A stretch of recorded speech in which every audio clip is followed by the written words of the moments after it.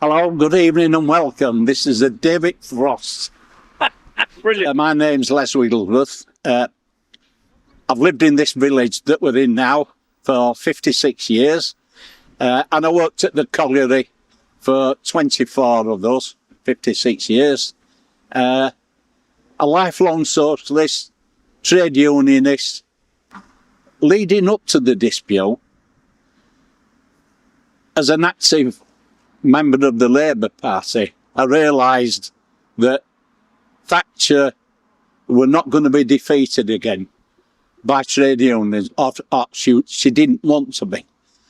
So we got what the famous Ridley report, Nicholas Ridley, the cabinet had got there, analysed how we had won in 72 and in 74, and with that in mind, they brought in the back door, secondary picketing, the right for sequestration of union funds, etc., etc. So, and I thought then to myself, this is the end, beginning of the end of secondary action, where soon as in 1972, as soon as we walked out on strike, they want a docker at Immingham or Hull or Liverpool or whatever would touch a nut or coal.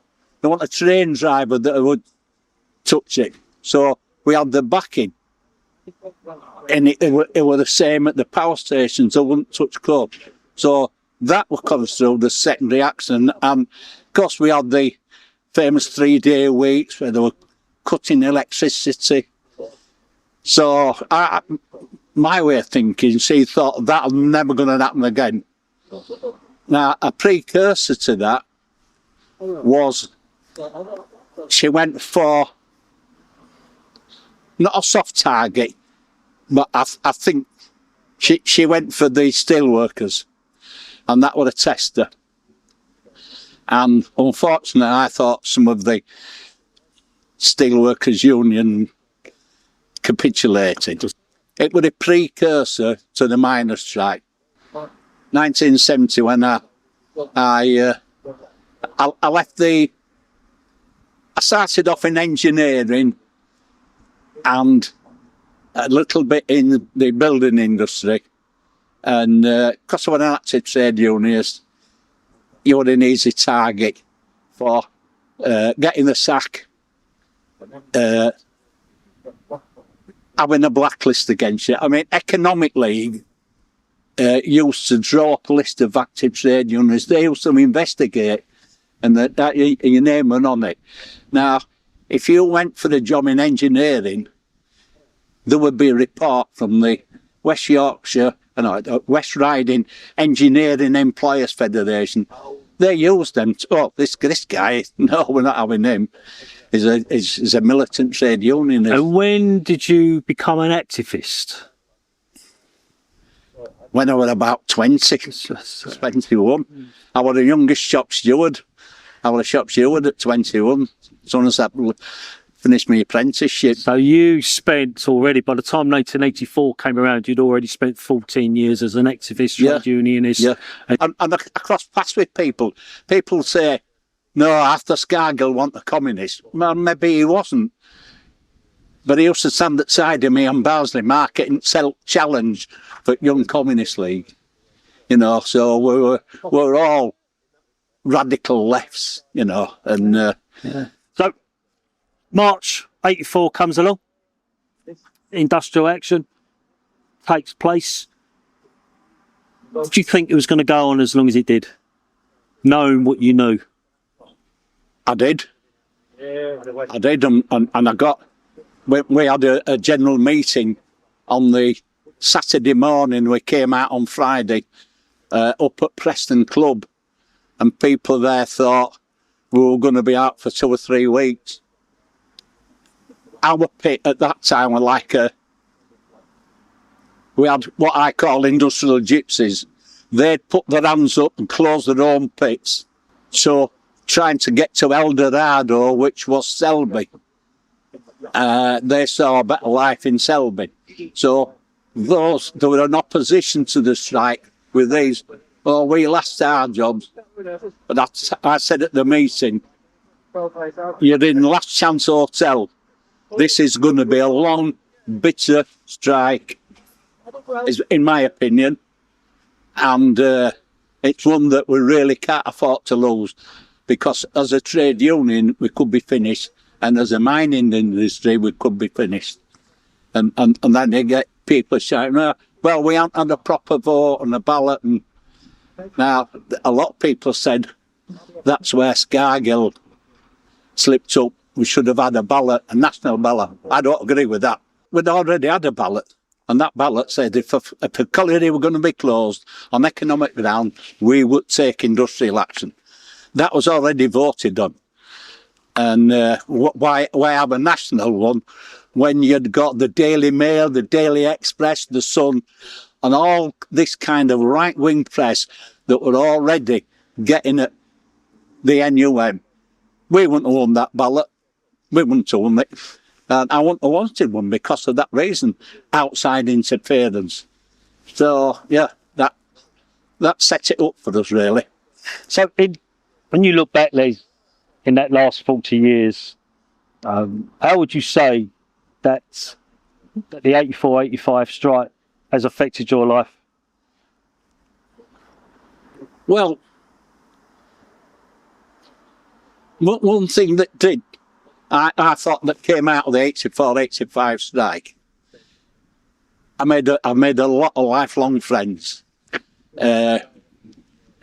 But people say the Labour Party turned its back on the miners. They didn't. The Labour Party hierarchy did. You know, your Neil Kinnock and etc. But the grassroots, Leeds Trades Council, Leeds Labour Party, throwing back of us from day one. They were fetching food for families that were hard up. One of them, Colin Bergen, was a school teacher at Foxwood School in Leeds. He was very, very supportive. He actually ended up as our MP. The first MP we've had in this constituency for probably 70 or 80 years. So since then I've been active within the Labour Party, and I've made a lot of friends in there, so it has changed it. But I think the significant change is, I think, Thatcher and people in general thought that the women would turn on the men and make them go back to work, and exactly the opposite happened. It opened up really advanced for women, and I thought that was absolutely brilliant. To see women down there on the picket lines, to see them going out collecting money for the strike and whatever, absolutely fantastic. I did see a quote at the Betshanging Museum, and it said that the women didn't stand behind us during the strike; they stood by the side of us during the strike. Exactly. I had a good friend. I'm not sure they may have passed away now because he hasn't been in touch with me, but he got sacked at Tilmerston Colliery, and we'd met up with a few of the Kent lads. I mean, I was going around fundraising and speaking all over the country, in London and Kent and what have you. I was like, well, I've had all over, here, there and everywhere. So, yeah, it was good. And but I think we have the solidarity here from local mining community. There are 5 collieries within spitting distance of here where we are. So you've got that community at back here. But the same down in Kent, you know, and I really admire how they stuck it out, you know. It was absolutely fantastic. Any regrets? What would you have done differently, Les, looking back now? Well, speaking in hindsight, is very, very easy. If we'd have had a national ballot, and that ballot came overwhelmingly in favour of strike action continuing.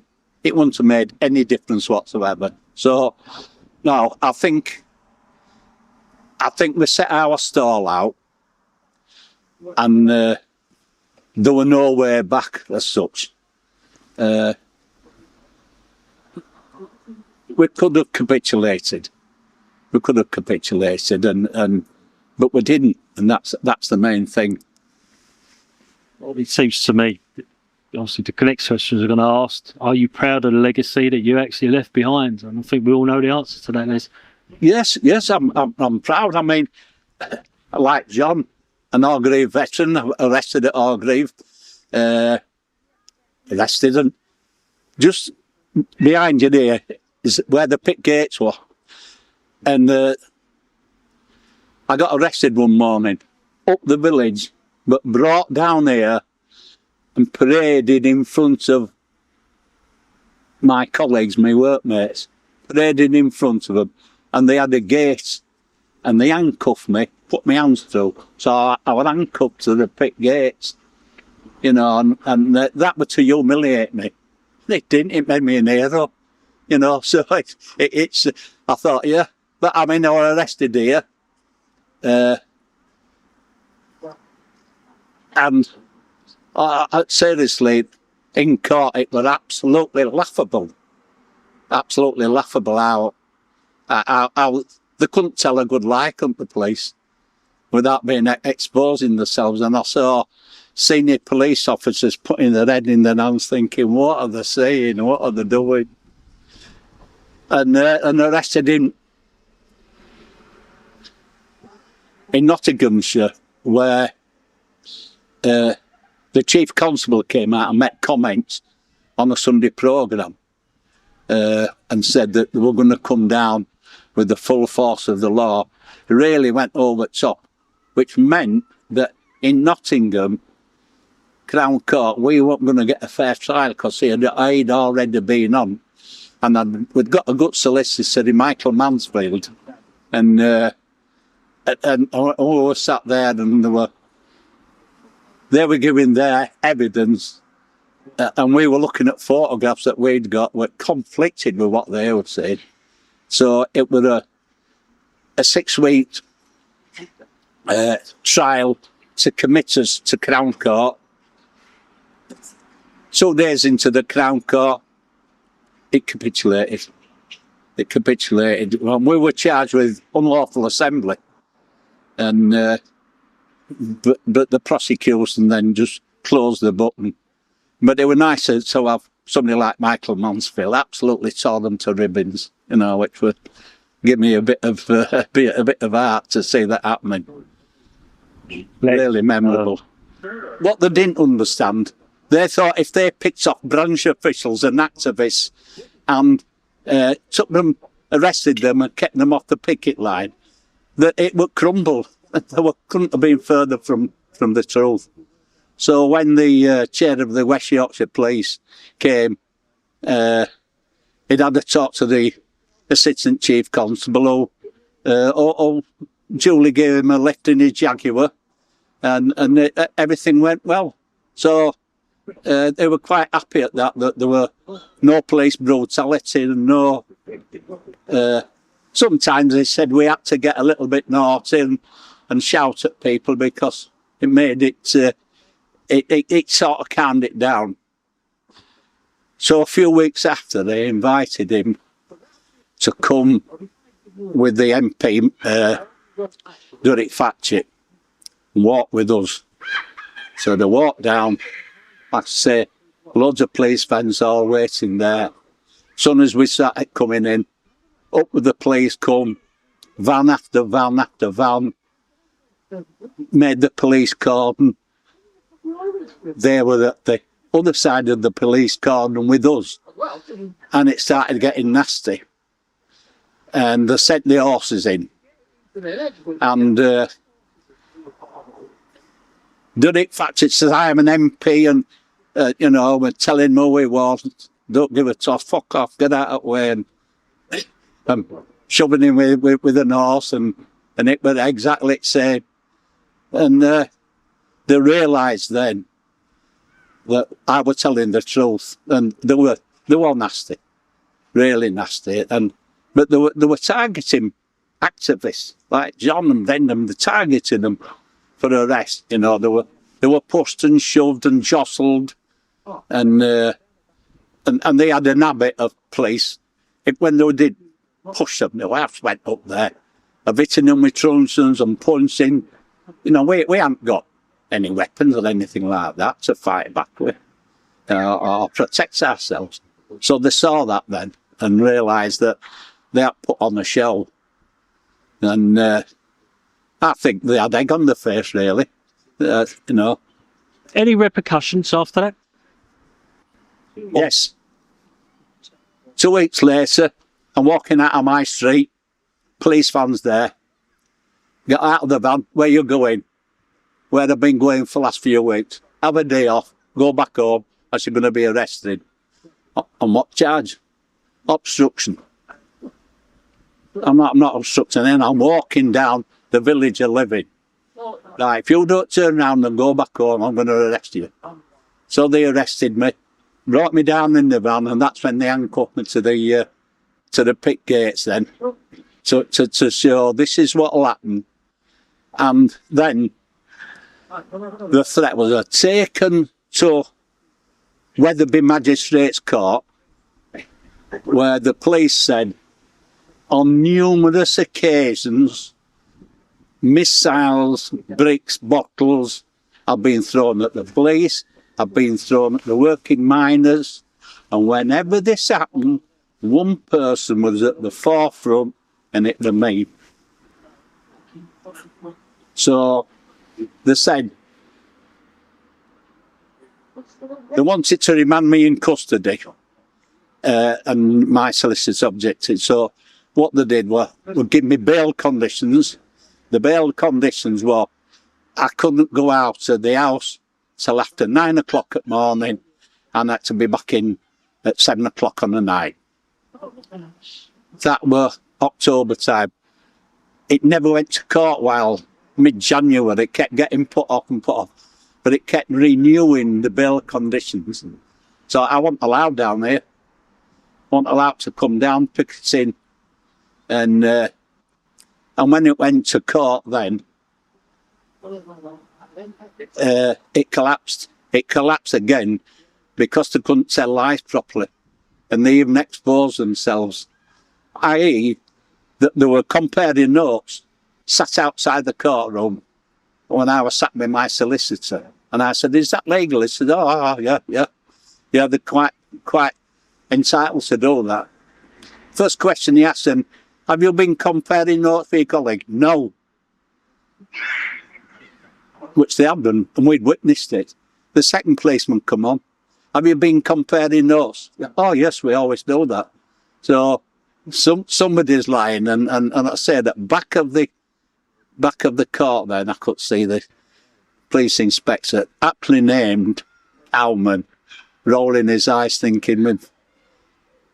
So again, they dropped charges, and I don't know, released, but think on I've been on bail conditions, being a prisoner in my own home all the way over Christmas.